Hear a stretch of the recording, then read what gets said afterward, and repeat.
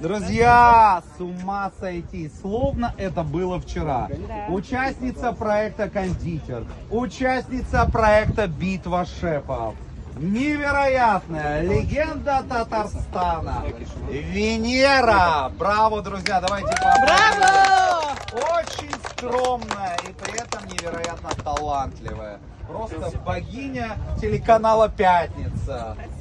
Да, и в этом скромном человеке кроется огромный талант. Посмотрите, как она своими золотыми ручками аккуратненько замешивает чак-чак. Понимает, что там катастрофически опасная температура. Там 130 градусов.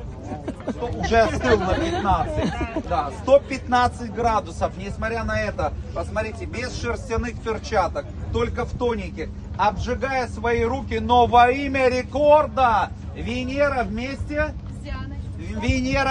с Дианочкой трудится над созданием этого уникального чак-чака. И у нас группа поддержки, как вас зовут? Надежда. И Надежда поддерживает эмоционально Венеру и Светлану. Светлану? Да. И все вместе трудятся.